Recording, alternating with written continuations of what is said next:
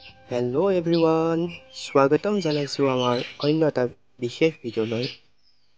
বন্ধুসকল, আজি ৰাতিপুৱাৰে পৰা বতৰটো ইমান ভাল নহয়, ডাৱৰ ডাৱৰ হৈ আছে। হ'বই দিয়কচোন, কাৰণ আজিৰে পৰা হাত লাগিছে। ইফালে দেউতাই ধানত জুই ধৰো নধৰোকৈ ধানৰ কামত লাগিছে। যোৱা ৰাতি এবাৰ জুই ধৰিছিল, কিন্তু ৰাতিপুৱাৰে পৰা আৰু এবাৰ ধৰিব লাগে। এইয়া চাওক, দেউতাই ধানৰ কামত লাগি আছে।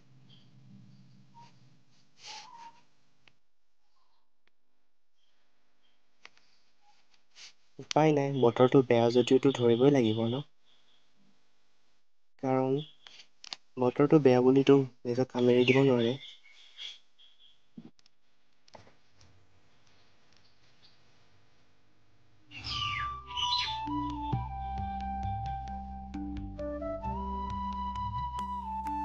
আৰু এফালে আমাৰ পখিলা আইতাকৰ লগত বহি আছে, আৰু পখিলা মাকে পখিলাক অলপ ক্ৰীম পাউদাৰ ঘঁহাত ব্যস্ত।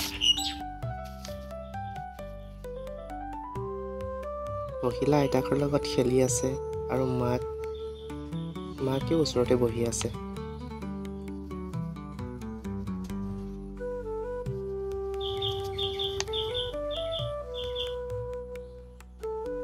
আৰু বোলে আমাৰ আজি অমিতা তৰকাৰী খায়, অমিতা, কলাখাৰ, মাছ দি।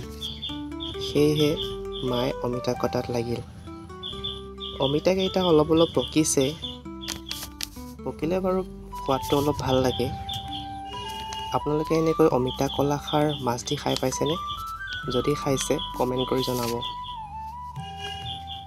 আৰু এনেকৈ সৰু সৰুকৈ অমিতাবোৰ কাটি লৈছে। অমিতা মাত্ৰ দুটাহে আছিল বাৰু গছত, তাকে পাৰি লৈ আহিল। আৰু এতিয়া মায়ে সৰু সৰুকৈ অমিতাবোৰ কাটি লৈছে।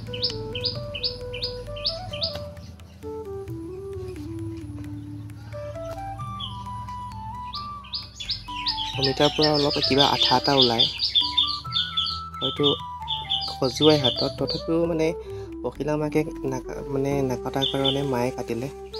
আৰু ফাইনেলি দেউতাই জুইৰ পৰা ধৰিলে ধানৰ চৰুত, ৰ'দটো ওলোৱাৰ কাৰণে।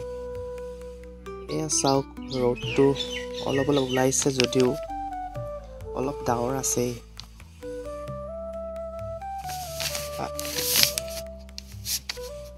এয়া চাওক, ধুনীয়াকৈ জুই লাগি আছে। আৰু মাৰ অমিতা কটা প্ৰায় হৈছেগৈ, আৰু ফাইনেল কাটিছে। আৰু এয়া চাওক, ধুনীয়াকৈ কাটিছে। আৰু এয়া আমাৰ পখিলা মাকে পখিলাৰ লগত বহি আছে। ইফালে কাকাকক দেখিছে, আৰু এয়া ধুনীয়াকৈ পখিলা মাকে অমিতাখিনি ধুই লৈছে। আৰু মই যাওঁ মাছ আনিবলৈ। এবাৰ গৈছিলোঁ মাছ আনিবৰ কাৰণে, দোকানখন বন্ধ আছিল, সেইকাৰণে উভতি আহিলোঁ। আৰু এতিয়া আকৌ আহিলোঁ মাছ আনিবলৈ। আৰু এয়া পাই গ'লোহি মাছৰ জেগা। এয়া আৰু দোকানী ককাই মাছ জুখিছে, আৰু জুখি লৈ ক'লে, ভাইটি মাছ আধা কেজিতকৈ বেছিয়ে আছে। তথাপিও মই বাৰু আধা কেজিয়ে ধৰি দিছোঁ। আৰু ময়ো ক'লোঁ, হ'ব দিয়ক দাদা, দিয়ক আৰু ধুনীয়া কৰি পিচ কৰি দিব। আৰু মই এনেকৈ মাছ কটাকে চাই ৰ'লোঁ।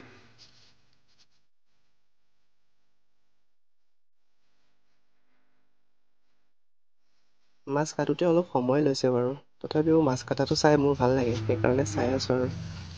আৰু আপোনালোকেও চাওক আৰু মোৰ লগতে।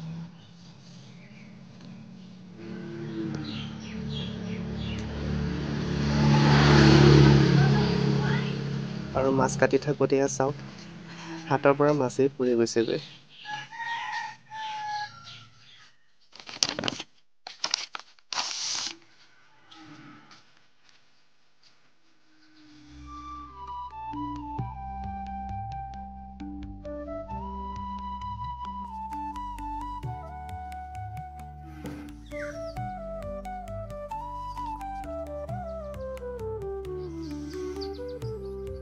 চাওক ধুনীয়াকৈ মাছখিনি পিচ কৰি দিলে আৰু অলপ কাটিবলৈ বাকী আছে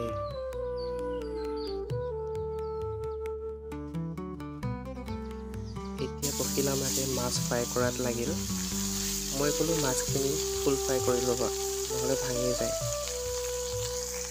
আৰু পখিলা মাকেও ক'লে হ'ব তুমি যেনেকৈ কোৱা তেনেকৈ বনাই দিম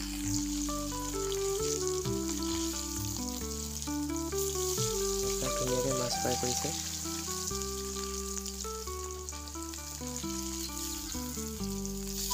হৈ আছে আৰু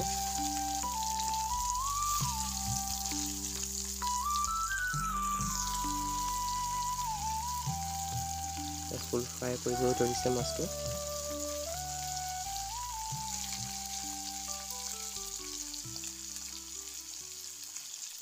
আৰু এতিয়া পখিলা মাকে ইফালে চৰু বহাই দিছে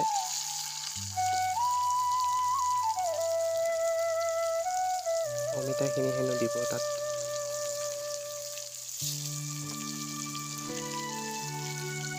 মাছখিনি ইফালে ফ্ৰাই হৈ আছে বাৰু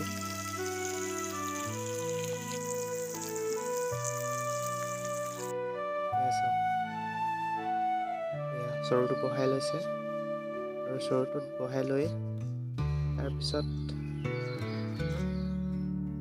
অমিতাখিনি দি দিছে অমিতাখিনি দিয়াৰ পিছত অলপ পানী দিব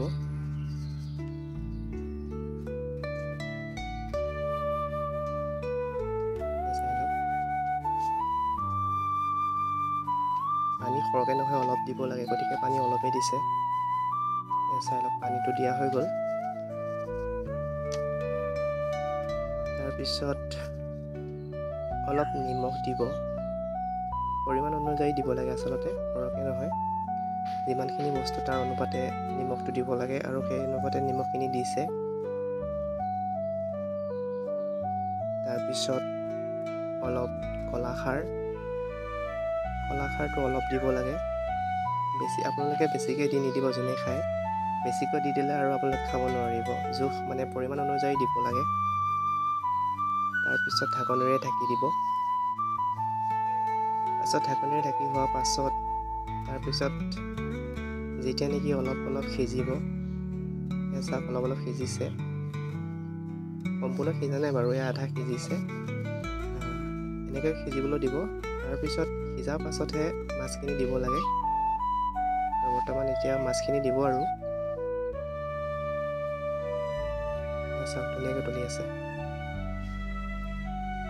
ইয়াত একো হালধি দিয়া নাই দেই কাৰণ হালধি দেখিছে কাৰণ অমিতাটো অলপ পকা আছিল যে আৰু এয়া চাওক মাছ দি দিলে অলৰেডি এয়া চাওক মাছ দি দিছে আমাৰ এনে 4জন মানুহ মানে পখিলা সৈতে 5জন পখিলাটো খাব নোৱাৰে তথাপি এপিচ বেছিকৈ দি দিছে আৰু বাকীবোৰ থৈ দিছে ৰাতি খাবৰ কাৰণে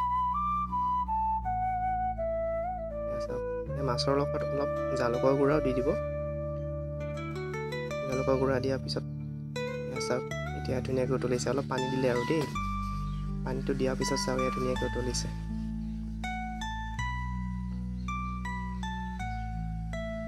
আৰু হ'ব আৰু 90% ৰেডি আৰু চাওক এয়া আলু ভজা মানে তৰকাৰীৰ লগত অকল খালী তৰকাৰীটো খাব নোৱাৰি অলপ ভাজি প্ৰয়োজন গতিকে আলুকে ভাজিছে বিশেষকৈ অমিতা তৰকাৰীৰ লগত মানে আলু ভজা অলপ হ'লে বেছি ভাল হয় সেইকাৰণে পখিলা মাকে ক'লে বোলে আলুকে ভাজোঁ ঠিক আছে মই ক'লোঁ ভাজা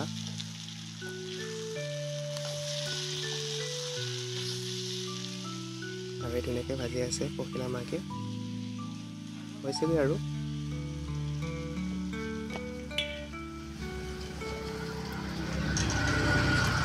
এতিয়া মই বহিলোঁ খাবলৈ এয়া চাওক ধুনীয়াকৈ ৰেডি আৰু মই এতিয়া হাতখন ধুই লৈ ধুনীয়াকৈ বহিলোঁ খাবৰ কাৰণে প্ৰথমতে পানী গিলাচ খাই লৈছোঁ আৰু এতিয়া মই টেষ্ট কৰিম কেনেকুৱা হৈছে